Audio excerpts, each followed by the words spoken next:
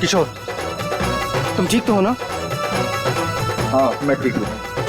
अरे अरे अरे, क्या हुआ तुझे? अब तक का तो मंडप तक नहीं पहुंचा और तेरे पैर पहले से लड़खड़ाने लगे।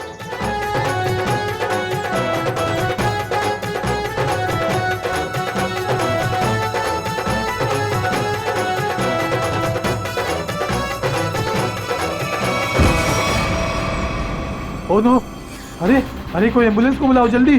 किशोर उठो, आंखें खोलो। अरे कोई पानी तो लाओ यार। कोई फायदा नहीं, किशोर मर चुका है।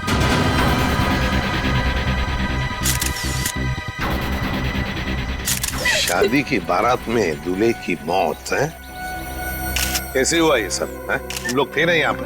सर सब कुछ अच्छा भला चल रहा था, लोग नाच गा रहे थे, पता नहीं अचानक से क्या हो गया और किशोर गिर पड़ा।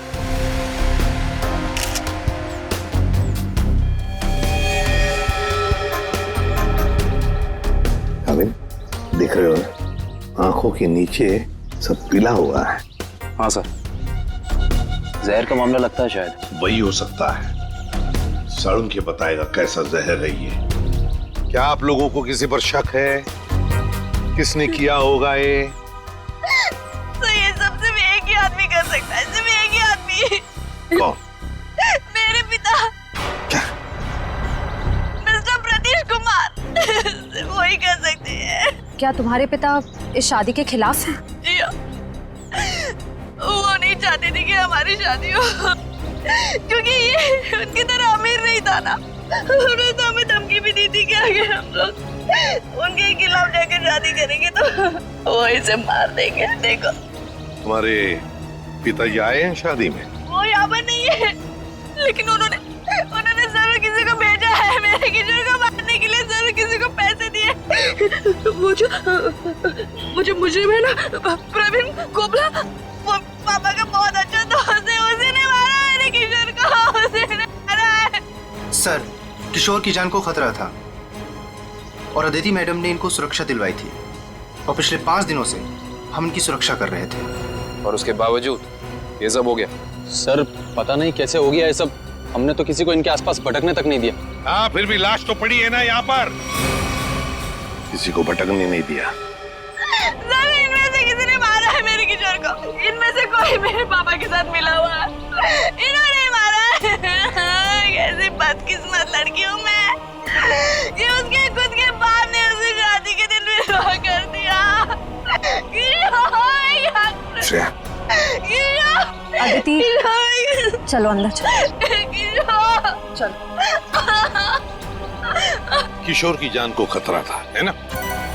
तो क्या उसे किसी सुरक्षित जगह पर रखा था? हाँ सर, एक सेफ हाउस में रखा था हमने। तो वहाँ पे आप लोग यानी सिक्योरिटी थी किशोर के साथ? जी सर, हमने इन्हें कभी अकेला नहीं छोड़ा। कहाँ पर रखा था किशोर को? कामिल, घर का कोना कोना छान मारो। सर। हाँ। देख, तुम कौन हो? सर ये घर की देखभाल के लिए। तुम्हारी टीम का आदमी है ये? हाँ सर, ये हमारी टीम का आदमी है। अच्छा। सर। हाँ। सर वो देखिए सीसीटीवी कैमरा, कोई भी अजनबी घर के अंदर नहीं घुस सकता।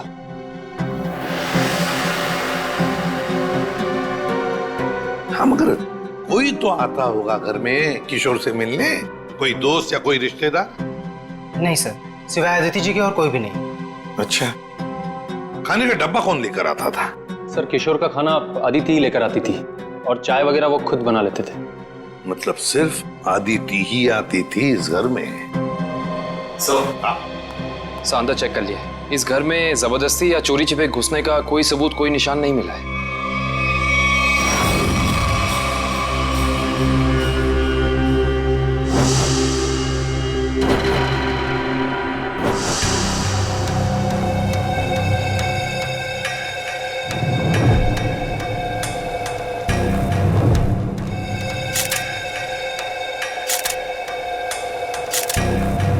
सर ये किशोर के बाल इतने आसानी से हाथ में आ गए? हाँ तारिका, ये बालों का आसानी से हाथ में आ जाना, इसके आंखों के नीचे पीलापन, नाक में से खून बहना, होंठ सफेद हो जाना, गला सूज जाना, ये सब के सब एक ही बात की तरफ इशारा कर रहे हैं कि इसे ऑल्सो बैक्स्टर नाम के जहर से मारा गया। मतलब रेडिएशन पॉइजनिंग? बिल्कुल बिल्कुल तारिका, इसके शरीर में विकिरण द्वारा जहर पैदा किया गया है, ऑल्सो बैक्स्टर से। सारे सिम्टम्स उसी तरफ इशारा कर रहे हैं। सर ये रेडिएशन का हम पे तो कोई असर नहीं होगा ना? नहीं तारिका, घबरा मत। इस जहर का असर तभी होता है जब किसी खाने या पीने की चीज के साथ ये जहर शरीर के अंदर जाए, अदरवाइज नहीं। तुम एक काम करो, तुम टेस्ट की तैयारी शुरू करो, तब तक मैं प्रद्युमन को बोल देता हूँ कि वो गीगर काउंटर का इंतजाम कर ले। हाँ, गीगर काउंटर मतलब? तारिका, गीगर काउंटर एक ऐसा यंत्र होता है जिससे एसीपी प्रद्युमन ये पता लगा सकेंगे कि उस सेफ हाउस में जहां पर इसे रखा गया था वहां पर ये ऑल्सो बैक्स्टर नाम के जहर का रेडिएशन है या नहीं, और अगर है तो कितना है। Okay sir, sure. अकर रेडी है? ऑल्सो बैक्स्टर जहर, पता चल जाएगा ये जहर किशोर के शरीर के अंदर गया कहां से है। ये हमारा डिवाइस अल्फा पार्टिकल रेडिएशन ये बता देगा। बारीक से बारीक चीज को भी चेक करो, देखो रेडिएशन मिलता है क्या। Yes sir. करण,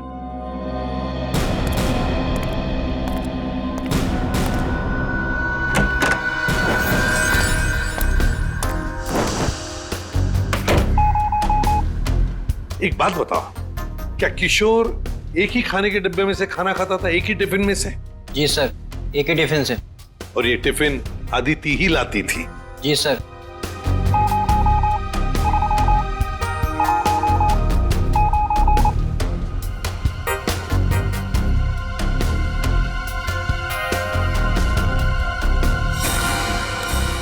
सर, आप पूरा किचन चेक कर लिया सर, ये रेडिएशन कहीं भी नहीं मिला। कहीं पर भी कोई भी रेडिएशन नहीं? No sir. अरे सालुंके साहब, आपने वो क्या यंत्र बताया था आपने? Geiger counter? हाँ, गीगर काउंटर। एसीपी साहब ने पूरे सेफ हाउस में इस्तेमाल किया, उसको अच्छी तरीके से चेक किया, मगर वो रेडिएशन का तो नामो निशान तक नहीं था। अरे ये कैसे हो सकता है? नहीं, ये तो नामुमकिन है। कोई गलती हो गई है इस यंत्र को इस्तेमाल करने में। गलती कैसे हो सकती है सर?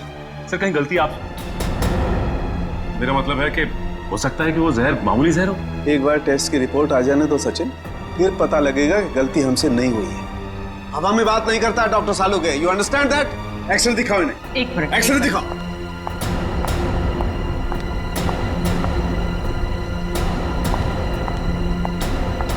ये देखो, ये निशान देख रहे हो पेट में? हाँ, ये कोई काली सी चीज है। और ये काली चीज क्या है इसका पता इसकी ऑटोप्सी के बाद लगेगा, लेकिन मेरा दिमाग कहता है कि इस काली चीज का बहुत बड़ा हाथ है इस आदमी की मौत में।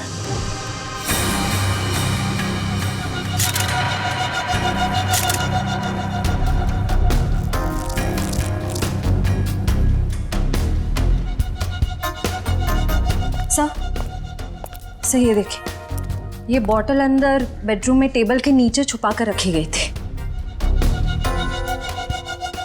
है क्या इस बॉटल में? काविन सर, काम करो, चेक करो इसे, देखो इसमें रेडिएशन मिलता है क्या, पता तो चले जहर है भी या नहीं।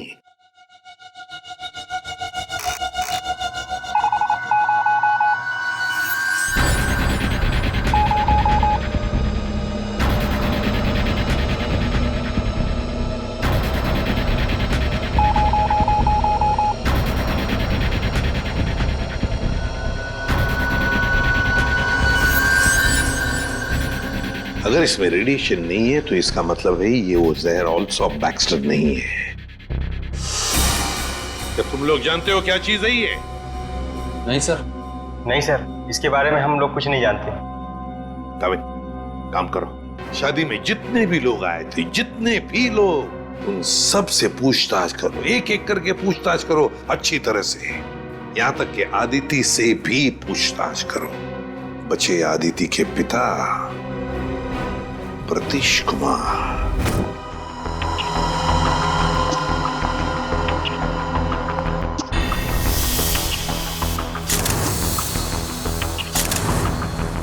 माय गॉड, पेट में बाल। अब तो समझो इस किशोर की मौत की गुत्थी सुलझ ही गई। वो कैसे सर? बताता हूं। तुम एक काम करो, पहले इन बालों को अच्छी तरह से साफ कर लो। क्या डॉक्टर साहब, बोला था ना आपसे गलती हो रही है। ये मिला एसीपी साहब को सेफ हाउस में। ये मामूली जहर है, इसमें कोई रेडिएशन वेडिएशन नहीं है। अरे फिर वही बात। भाई साहब, आपकी जानकारी के लिए बता दूं, हमसे कभी कोई गलती होती नहीं है। किशोर की मौत की वजह ऑल्सो बैक्स्टर नाम का जहर ही है। सर, जिद की भी एक हद होती है। अगर ये किशोर ऑल्सो बैक्स्टर से मरा है तो आपका वो जो यंत्र था, वो गीगर काउंटर, उसने इसमें रेडिएशन क्यों नहीं पकड़ा? इसमें रेडिएशन हो भी नहीं सकता है, क्योंकि भाई साहब जहर इसमें नहीं है। जहर यहाँ है, इसके पेट में। इसके पेट में बाल थे, उसमें जहर। बाल में जहर? हाँ, तुम याद है ना, इसके पेट का एक्सरे दिखाया था तुम्हें, उसमें एक काली सी चीज थी। हाँ, वो काली सी चीज दरअसल इसके पेट में बालों का एक गुच्छा था, और उन बालों के गुच्छे में ऑल्सो बैक्स्टर नाम का जहर था, जिसकी वजह से इसकी मौत हुई। सर, सब कुछ समझ में नहीं आ रहा है। हाँ, कोई बाल कैसे खा सकता है? गलती से पेट में चले गए, और वैसे भी इसके बाल झड़ रहे थे ना। नहीं सचिन, वो बाल किशोर के नहीं है, वो बाल किसी और के हैं।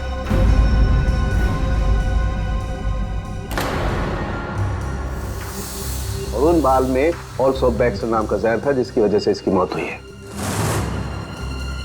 मैं बताता हूं, देखो। सारिका, वो बाल लाना जरा। सब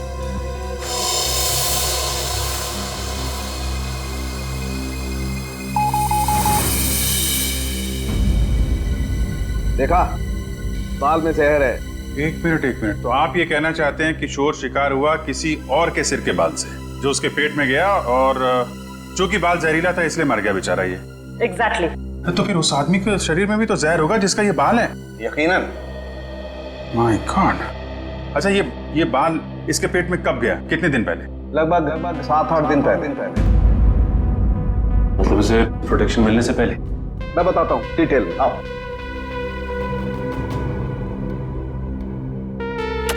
ये देखो,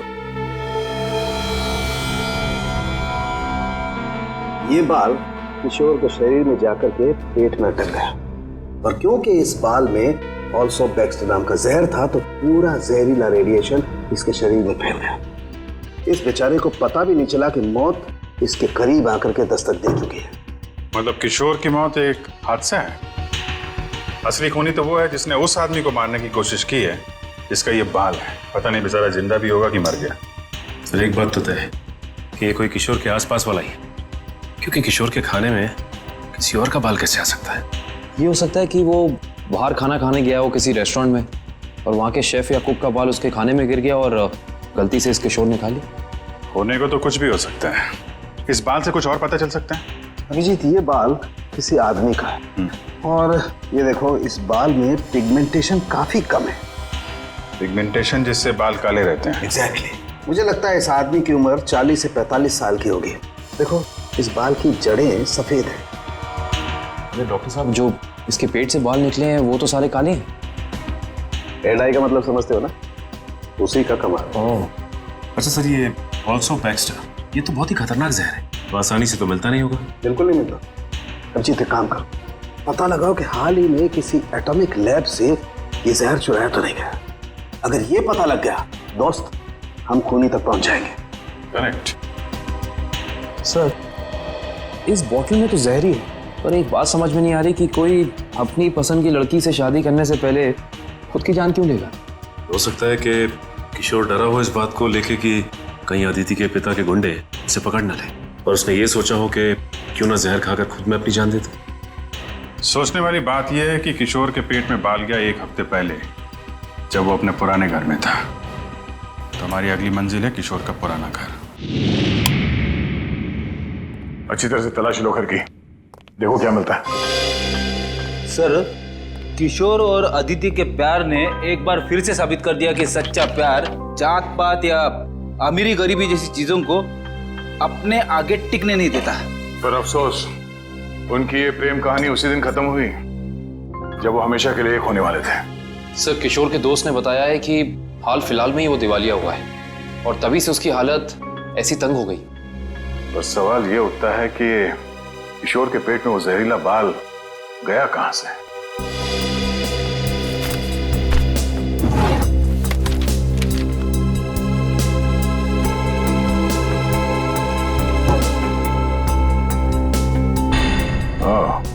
नॉमिनेशन लेटर। इस किशोर को नौकरी से निकाला गया था MLM एंटरप्राइजेस प्राइवेट लिमिटेड। ये तो अदिति के पिता की कंपनी है।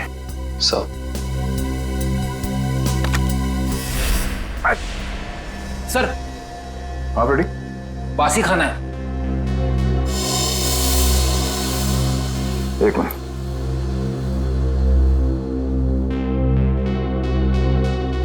इसमें कहीं बाल तो नहीं दिख रहा? जरा घर का राशन चेक करो।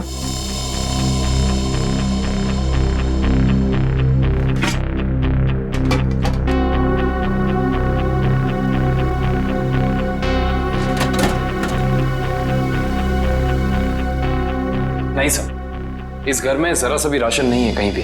नो, इसका मतलब ये खाना यहां नहीं पका है, बाहर से आया है।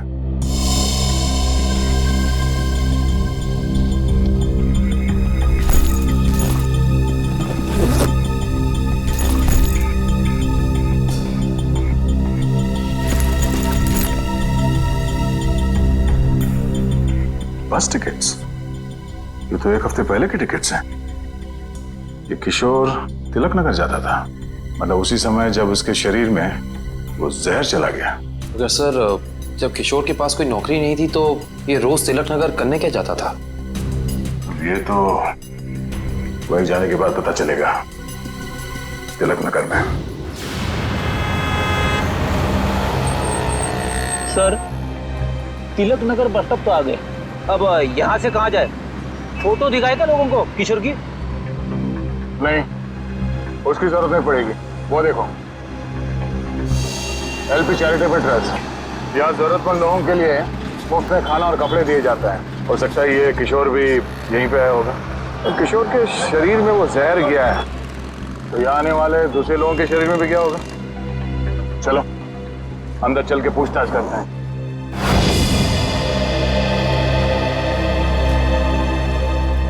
एक्सक्यूज मी, हम लोग CID से। यह मैनेजर कौन है? जी मैं ही हूँ सर, अविनाश। पर यहाँ पे CID का क्या काम? इसे पहचानते हैं आप? किशोर नाम है इसका। सर ये तो अक्सर आता था यहाँ खाना खाने, और कुछ दिन से नहीं आ रहा। सर इसे क्या हुआ? किसी ने इसका खून कर दिया। क्या खून? और आपको ये बात जान के धक्का लगेगा कि इसकी मौत की वजह आपके यहाँ खाए खाने से जुड़ी हुई है। जी क्या मतलब? हमें इसके पेट के अंदर से बाल मिला है, जो शायद खाने के जरिए इसके पेट में गया है, और उस बाल में जहर था। अल्सूफ बैक्स्टर नाम का बहुत ही खतरनाक जहर। सर क्या कह रहे हैं आप? हम तो बहुत सावधानी बरतते हैं लोगों को खाना देने से पहले। ये हमारा बावर्ची है, इससे आप पूछ सकते हैं। अब ये बताइए कि किसी और ने भी शिकायत की थी खाने में बाल होने की? हाँ सर, कुछ शिकायतें आई तो हैं। साहब मैंने पूरी सब्जी फेंक दी थी जिसमें बाल निकले। पर किशोर को कैसे पता नहीं चला कि उसके खाने में बाल है? वो इसलिए क्योंकि उसकी आंखें बहुत कमजोर थी, बहुत हाई पावर का चश्मा पहनता था, और शायद उस दिन उसने वो चश्मा ना पहना हो। अच्छा, इन साहब के अलावा कोई और भी खाना बनाता है यहाँ पे? सर कोई एक हो तो मैं बताऊं। यहाँ तो कई लोग आते हैं दिलों में भावनाएं लेकर, और खाना पकाने में हमारी मदद करते हैं। तो जो लोग अक्सर आते हैं खाना बनाने के लिए, उनका कोई रजिस्टर, कोई लिस्ट होगा ना? एक मिनट सर। एक मिनट। जी सर। सर इसमें तो 70-75 लोगों के नाम है, कैसे पता चलेगा कि किशोर के खाने में किसका बाल गया था? याद है ना डॉक्टर सालम ने क्या कहा था? उस आदमी की उम्र 45-50 साल है, और वो बालों को डाई करता है। 45-50 साल और बालों को डाई करता है? और शायद उसकी तबीयत भी अभी खराब होगी, क्योंकि उसके बालों में जहर है, तो वो जहर उसके शरीर में फैल गया होगा। हाँ साहब, वो शायद रमेश जी ही होंगे, इसलिए कि जो आप उम्र बता रहे हो ये उनकी थी। और साहब वो भी बाल रंगते थे, और करीब करीब साहब वो एक हफ्ते से यहाँ आए भी नहीं। रमेश? हाँ सर। जरा उसका एड्रेस देना हमें।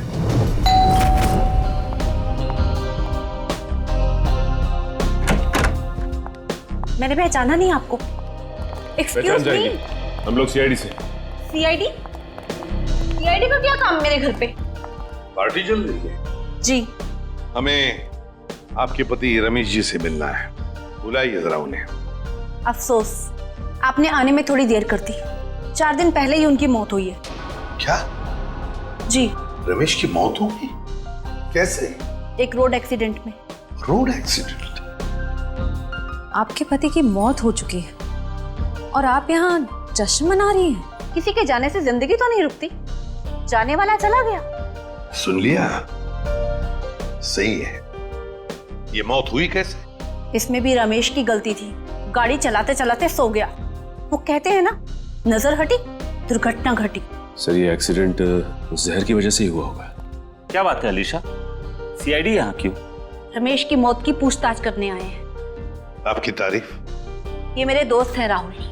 अरे छोड़िए ना ऑफिसर, जो चले गए उन्हें क्या याद करना। आइए आप लोग भी हमारे साथ पार्टी एंजॉय करिए। ज्यादा बात मत करना, समझे? यहाँ एक मौत की पूछताछ हो रही है, समझे आप? इनके पति रमेश की मौत हुई है जहर से। हमें तो शक होने लगा है कि रमेश को जहर तुमने ही दिया होगा और शायद उसमें इनकी मदद ली होगी आपने। आप मुझ पर शक कर रहे हैं? जी हाँ, कुछ कहना है आपको? हमें रमेश के डीएनए सैंपल्स लेने अभी इसी वक्त। आपने आने में देर कर दी है, अफसोस। अब तो उनकी अस्थियां भी बहा दी है मैंने। लेकिन कुछ तो होगा घर पे, उनका ब्रश, उनकी कंघी वगैरह। आप कल नहीं आ सकते? आप क्यों मेहमानों के सामने बेइज्जती कर रहे हैं? देखो मैडम, अगर हमने तुम्हारे घर की जबरदस्ती तलाशी ली और तुम्हें अपने साथ ब्यूरो ले गए तो तुम्हारी दुगनी बेइज्जती होगी। जी आइए।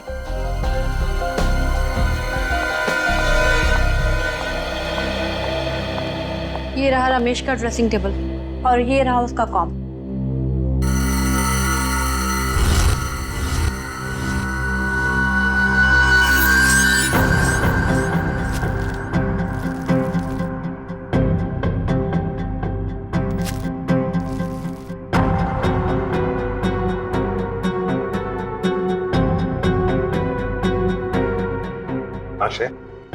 सर हेयर ब्रश मिला है, इस पे कुछ बाल भी है। ये ID. RAC nuclear research centre. Alisha ji, आप RAC न्यूक्लियर रिसर्च सेंटर में काम करती हैं? जी हाँ।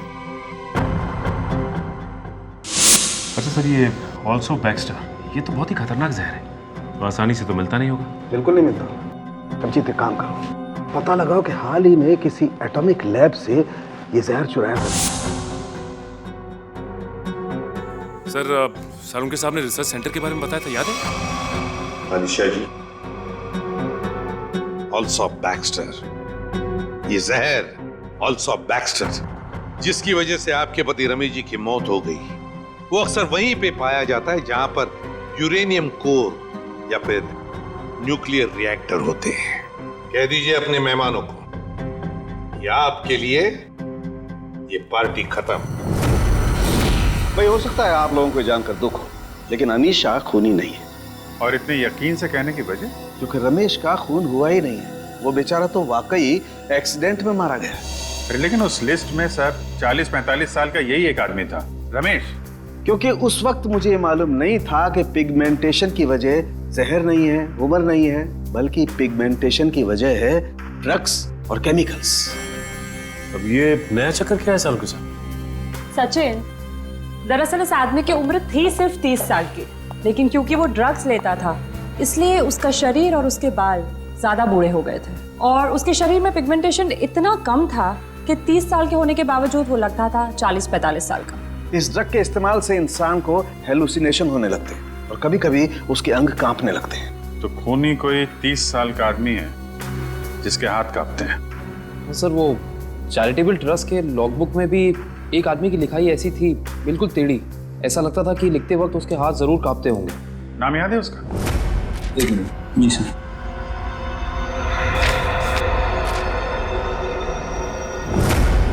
हाँ सर, निशांत कुमार। निशांत कुमार, पता लगाओ इस निशांत कुमार का एड्रेस। बताइए सर, हम सबको यहाँ क्यों इकट्ठा किया है? कुछ पता चला मेरे बेटे निशांत का? नहीं माजी, अभी तक नहीं, पर हमें शक है कि निशांत पे किसी जहर का असर हुआ है। क्या? वहाँ संभालिए अपने आप को। आपको इस बात का पता कैसे चला? हमने कहा ना, हमें शक है, यकीन नहीं है। आप ये बताइए, ये निशांत है कहाँ? जी वो 4 दिन पहले दिल्ली के लिए निकले थे। वहां से उनका एसएमएस आया कि वो सही सलामत दिल्ली पहुंच गए हैं। उसके बाद से उनसे कोई संपर्क नहीं हो पाया। क्या वो एसएमएस हम देख सकते हैं प्लीज?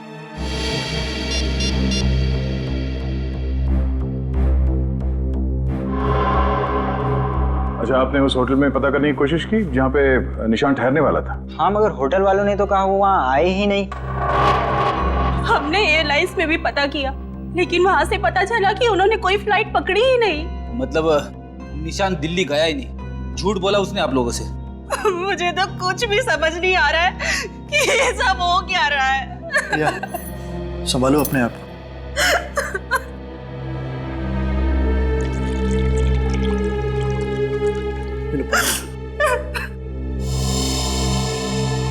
आप निशान की सेक्रेटरी है ना? जी सर, मैं उनकी सेक्रेटरी सूजी हूँ। उसने अपने शेड्यूल में कहीं लिखा था कि वो दिल्ली जाने वाला था? नहीं तो। सर, निशान ने ऐसा पहले कभी किया है? सर वो आप कुछ कहना चाहती हैं? नहीं नहीं। निशान के साथ एयरपोर्ट कौन गया था उसे छोड़ने के लिए? उसने प्राइवेट टैक्सी मंगाई थी, वो मिला भी था मुझे घर के बाहर। मुझे तो बड़ा ठीक ठाक लग रहा था। मतलब एयरपोर्ट पे गया था निशांत टैक्सी में बैठकर, मगर उसने फ्लाइट नहीं पकड़ी, वहां से कहीं चला गया। पता करना पड़ेगा एयरपोर्ट से ये निशांत गायब कहाँ हो गया। कविन, उस दिन ये निशान कहाँ घूम रहा था जीपीएस सिस्टम में पता चला? यस सर, ये देखिए सर। पहले बांद्रा की तरफ गया, फिर उल्टी दिशा में विले पार्ले, और उसके बाद दादर। सर, ये निशान हमसे झूठ कह रहा था कि वो दिल्ली जा रहा है, बल्कि सच ये है कि वो शहर के अलग अलग हिस्सों में देखा गया। ये देखिए, यहाँ पे ऊपर नीचे घूम रहा है ये। उसका आखिरी लोकेशन तो विरार के आगे दिखा रहा है। शहर के बाहरी इलाके में। ये निशान के दिमाग में जरूर कुछ ना कुछ खिचड़ी पक रही थी। सर, हो सकता है निशांत को जहर भी इसी खिचड़ी की वजह से दिया गया हो। उसे जहर दिया किसने और क्यों दिया है, ये तो विरार वाली आखिरी लोकेशन में जाने के बाद ही पता चलेगा।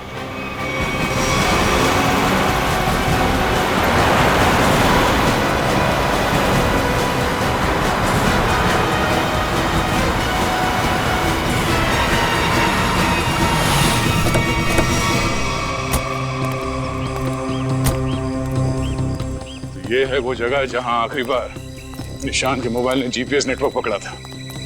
अजीब बात है ना सर, कोई भला अपनी फ्लाइट मिस करके ऐसी जगह पे क्यों आएगा?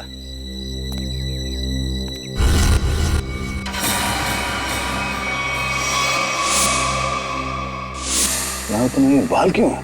सर, जरूर यहाँ कुछ हुआ है। सर, यहाँ ये मिट्टी बता रही है कि यहाँ पे हाल फिलहाल में खुदाई हुई है।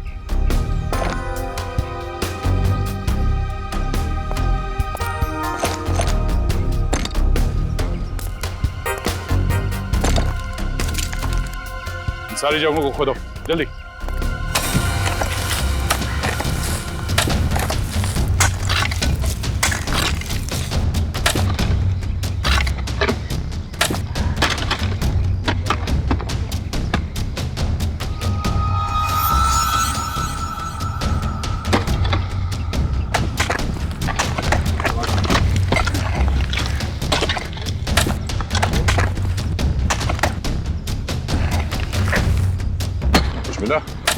सर, यहाँ पे तो कुछ दिख नहीं रहा है। सर, यहाँ पर कुछ नहीं है। इधर भी नहीं है सर। चलो एक काम करो, इस घर के अंदर जाओ और तलाशी लो, देखो कुछ मिलता है क्या। जी सर। बड़े कमाल की बात है, इतनी ज्यादा जगह खुदा है पर खुदाई के अंदर कुछ भी नहीं मिला। ये भी तो हो सकता है कि खुदाई कुछ निकालने के लिए नहीं, बल्कि जो पहले दफनाया गया था उसे निकालने के लिए खोदा गया।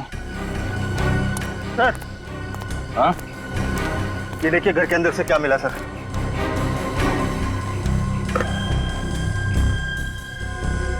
तो इसका मतलब है ये निशांत अपने नशे की बुरी लत को यहाँ पे आके पूरा करता था। और सर, 2 ग्लासेस हैं, इसका मतलब इस निशांत के साथ जरूर कोई दूसरा आदमी भी था। हाँ, वही होगा जिसने निशांत को जहर दिया। सर आप रेडी? ये देखिए, यहाँ पे किसी का हाथ है। ये देखिए, मिट्टी हटाओ।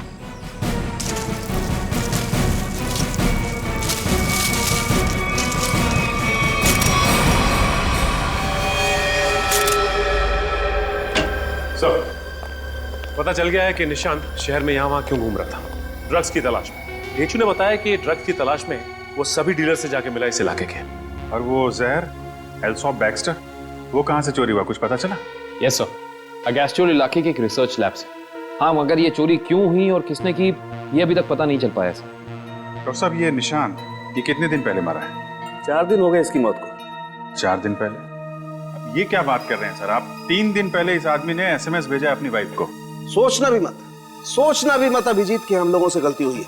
बॉस, इसकी लाश पर से मुझे कीड़े मिले, वो कीड़े जो इंसान के मरने के बाद उसके शरीर पर पाए जाते हैं, जिन्हें मैगट्स कहते हैं। और इन कीड़ों ने लाश के ऊपर जो अंडे दिए हैं वो 4 दिन पुराने हैं। इसका मतलब बात साफ है, इसकी मौत को 4 दिन हो चुके हैं। मतलब निशान ने अपनी पत्नी को SMS नहीं भेजा, किसी और ने भेजा है, शायद उसके खूनी ने। लेकिन खूनी ने ऐसा किया क्यों होगा? ताकि ये लोग पुलिस में इसके गायब होने की रिपोर्ट न लिखाएं और उसे थोड़ा और वक्त मिल जाए वो चीज ढूंढने के लिए जिसकी वजह से वो सारे गड्ढे खोद रहा था। एक बात और अभिजीत, उस आदमी की निशांत के साथ मरने से पहले हाथापाई हुई है। ये देखो, इसकी गर्दन पर यहाँ दाईं तरफ कुछ खरोंच के निशान है और यहाँ बाईं तरफ ये चोट के निशान है। मतलब उस आदमी ने अपने दाहिने हाथ से इसकी गर्दन को दबोचा और बाएं हाथ से इस पर वार किया यहाँ पर, क्योंकि सिर्फ यहीं पर वार के निशान है और कहीं पर नहीं। सर, इसका मतलब तो साफ है कि इस पे हमला करने वाला कोई लेफ्ट हैंडर है, कोई खब्बू। तो इस केस में कोई ऐसा है जो खब्बू है।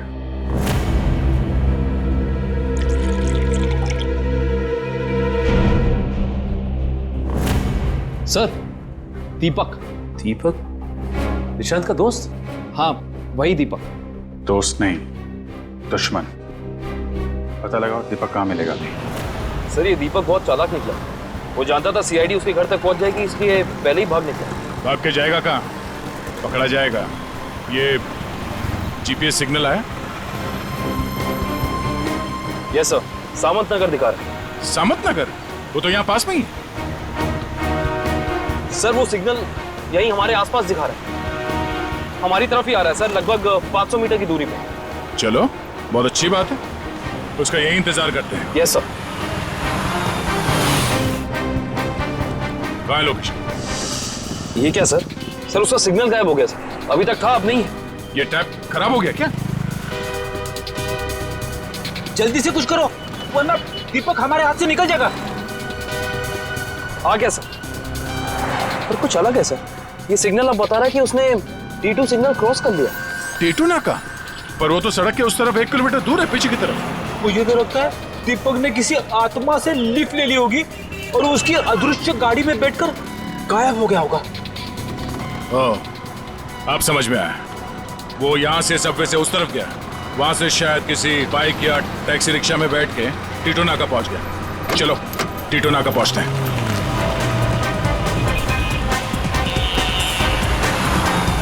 वो हमारे आसपास ही है सर।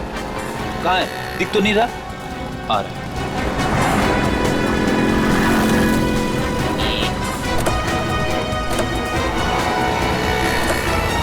कहीं जाने की जल्दी है? कहाँ जा रहे हो? सर आप लोग? हाँ? कहीं नहीं, घर जा रहा हूँ। बैग में क्या? बैग में कुछ नहीं है सर। खोलो। सर कपड़े हैं सर। बैग खोल। दिखा दिखा। सर कुछ नहीं है बैग में सर। सर कपड़े ऐसे होते हैं?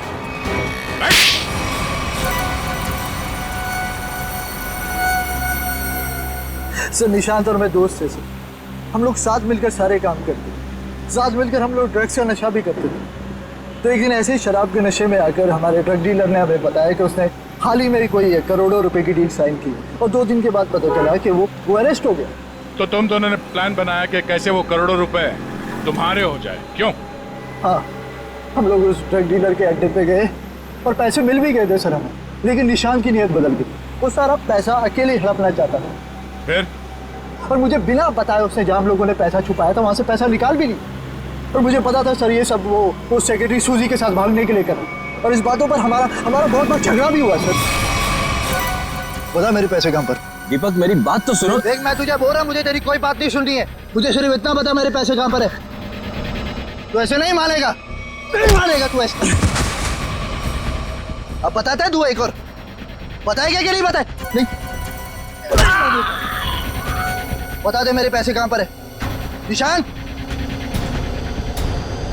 निशांत, निशांत। मैंने सर उसको जानबूझकर नहीं मारा है सर, मैंने जानबूझकर नहीं मारा। मैं उसको सिर्फ पूछ रहा था मुझे बता दे पैसे कहाँ पर है, बता दे मुझे पैसे कहाँ पर। गलती से मौत हुई है सर उसकी, मैंने उसको नहीं, मैं खूनी नहीं हूँ सर, मैंने किसी को नहीं मारा सर। बकवास मत कर, खून खून होता है, जानबूझ के किया जाए या फिर गलती से हो। फिर तुमने निशांत के फोन से प्रिया को एसएमएस किया ताकि तुम्हें और टाइम मिले पैसे ढूंढने में? हाँ, मैंने निशांत की लाश को दफना दिया और आसपास पैसे ढूंढने की कोशिश भी की, और जब मुझे पैसे मिल गए मैंने सोचा कि मैं नई जिंदगी शुरू करूंगा। नई जिंदगी शुरू करेगा तू, शुरू करेगा मगर जेल में।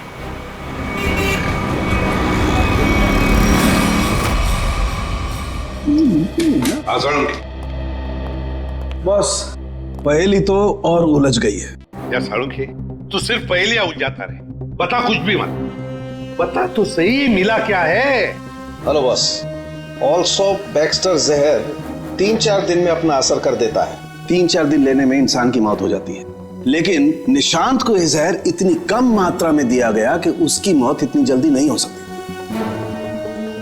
हाँ सर, इसे तकरीबन 20 दिनों तक ये जहर दिया जा रहा था, वो भी बिल्कुल कम मात्रा में, ताकि जब वो मरे तब उसकी बॉडी में यह जहर डिटेक्ट ही ना हो। और हमने उस ड्रग डीलर को पकड़ा है 1 हफ्ते पहले, तो कहीं ऐसा तो नहीं कि इस निशांत की मौत के पीछे दीपक के अलावा कोई और ही है? हो सकता है, और ये और कोई कौन है इसका पता देगा हमें एक बार। आओ बस चलो।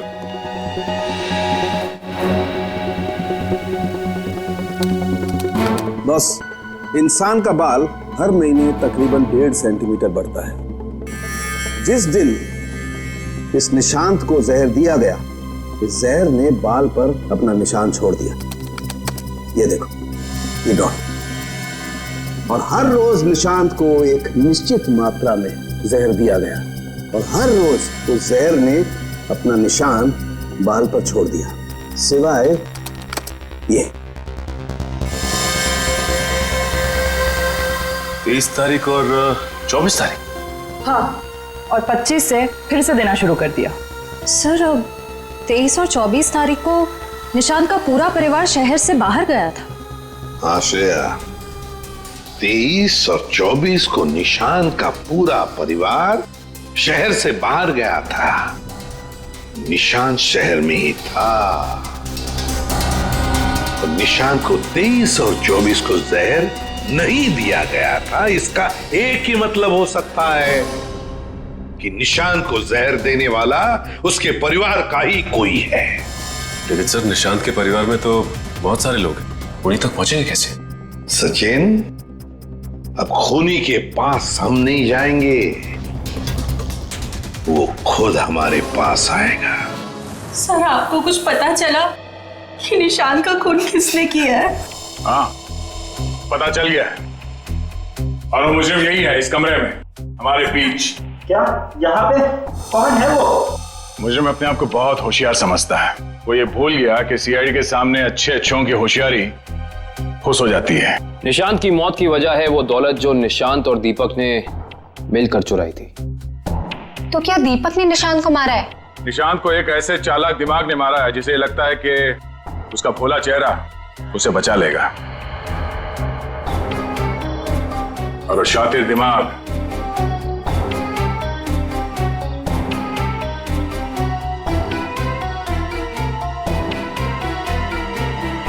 तुम हो। ये क्या कह रहे हैं आप? मैंने किसी का खून नहीं किया है। झूठ मत बोलो। अब ये भी जानते हैं कि तुमने वो जहर कहां से चुराया। अपना ड्रामा बंद कीजिए सूजी जी। जहां निशांत मारा गया, हमें वहां से आपके बाल मिले हैं। जरूर कोई मुझे फंसाने की कोशिश कर रहा है। मैं निर्दोष हूँ। गिरफ्तार कर लो इसे। छोड़ दीजिए मुझे, मैंने कुछ नहीं किया। इसे सजा कानून नहीं, इसे एक पत्नी देगी। मैं छोड़ूंगी नहीं इसे। प्रिया, इसे सजा अदालत ही देगा। अब तो आप लोगों को पता चल गया होगा कि सीआईडी और फॉरेंसिक साइंस के सामने कोई मुजरिम छुप नहीं सकता। हमारे पास फॉरेंसिक लैब में वो डीएनए सैंपल है। कल उस डीएनए सैंपल के टेस्ट के बाद पता चल जाएगा कि वो मुजरिम सूजी ही है।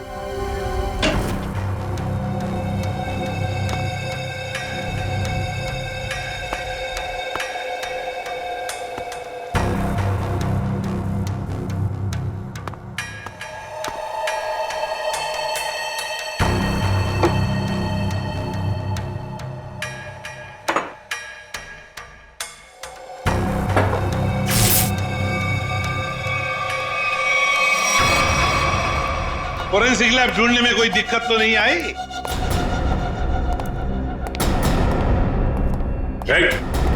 भागने की कोशिश भी मत करना। तुम्हें क्या लगा ये बच्चों का खेल है? हमें पहले से ही पता था कि सबूत चुराने के लिए तुम जरूर आओगे और आ गए। लेकिन एक बात तुम्हें पता नहीं कि सबूत कोई था ही नहीं। मुंह दिखाई हो जाए सर इनकी। नेकी और पूछ-पूछ।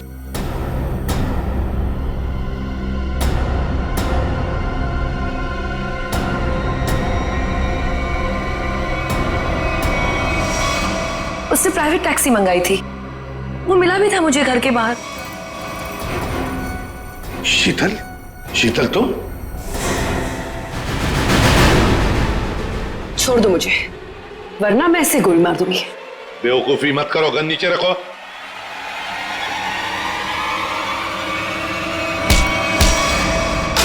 सीआईडी को मारना तेरे बस की बात नहीं है।